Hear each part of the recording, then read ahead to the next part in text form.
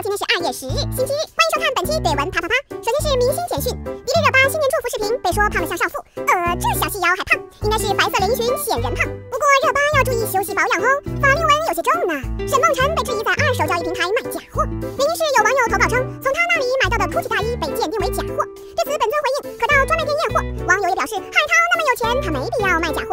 接下来是影视剧方面的消息，兰陵王翟天临自曝加戏加到和冯绍峰一样多。被问改戏不尊重编剧时，他一句没时间废话，被怼自大没礼貌。